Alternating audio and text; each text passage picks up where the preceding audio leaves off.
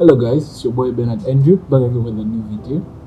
And today, as you can see in the title of the video, I'm going to talk about why I stopped doing medicine in China. So I've always been saying that China was closed and all that, but that's not the only reason as to why I left and stopped doing medicine in China. There's multiple reasons actually, and yeah, we're going to talk about them today. So stick around and don't forget to subscribe to the channel if you haven't. Don't forget to like this video and also follow me on Instagram. I'll be putting the links in the description and you can also see the name on the screen right now. So don't forget to do that.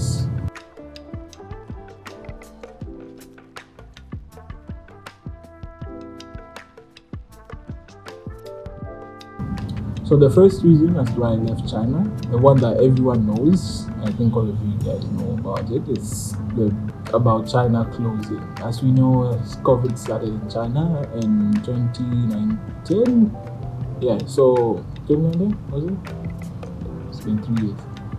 So COVID started in China, and parents were concerned about the health of the kids. So my mom decided to send me a ticket to go back home, and yeah, so I mean it was COVID started it was a holiday, but then it was like 3 weeks until we opened up school, and my ticket was like a go at return.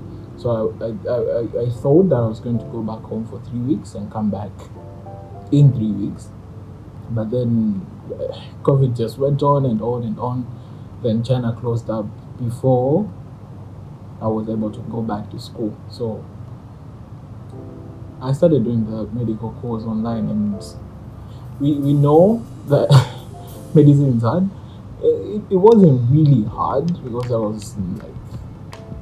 was finishing my first year, so it wasn't that hard because first year in China isn't hard at all. First year medicine in China is not hard at all. There's only the only stuff that we do is mathematics, chemistry, and all that.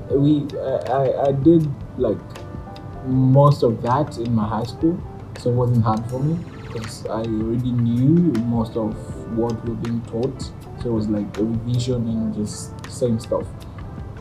So I did that. I finished my first year, started the second year, and then I was just like, you know what, I cannot do this, and like doing the whole course, doing it online, and we also didn't know how long China is going to close and when they're going to open up.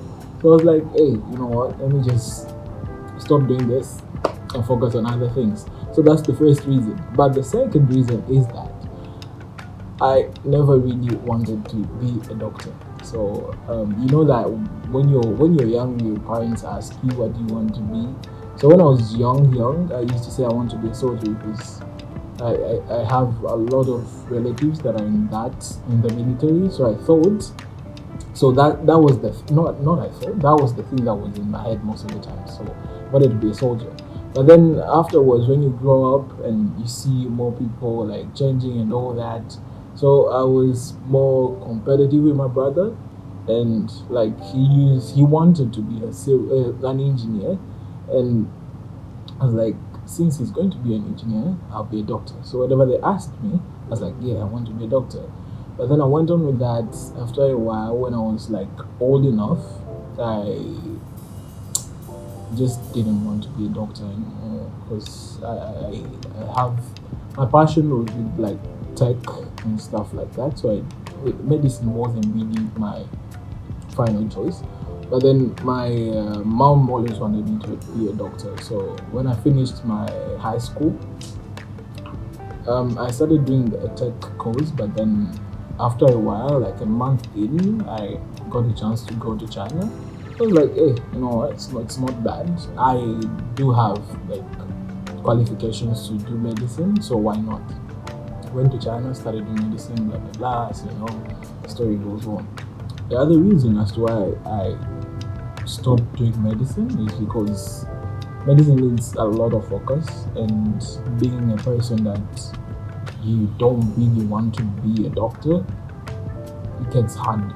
Like after a while, you start feeling the difficulty of like doing something that you don't like, you know. So thinking about it, it wasn't really something that I really wanted to do, and like I didn't enjoy the classes that much because of that. So it's like most of the times I would go to class, yes, but then I didn't really enjoy them.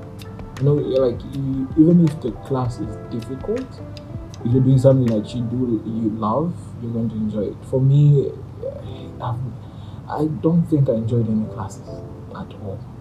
There's no class that I enjoyed. Yeah, and maybe the Chinese classes because it was a new language. I really wanted to learn Chinese, so I did enjoy Chinese a bit. But then all that is gone right now, and like I don't. My Mandarin is so bad.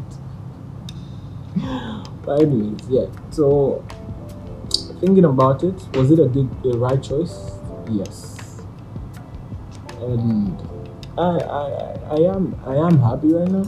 I'm not saying that the course that I'm doing right now, I'm doing software engineering by the way in Malaysia, and I'm not saying that I'm happy.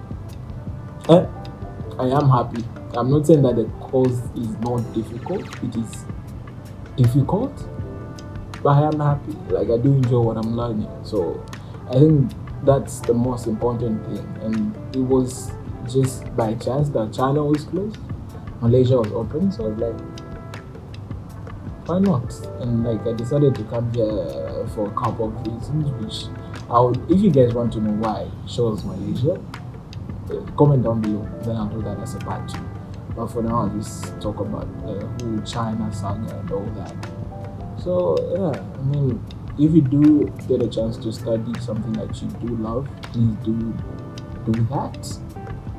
If you don't, then I don't know. I don't think like following what parents want is a good idea because I did that, but I didn't enjoy those classes at all. I didn't enjoy them at all. I would have done the whole program and finished and like graduated and all that, but I don't think I was going to be a good doctor. Maybe I don't know. It didn't happen, so I'm glad.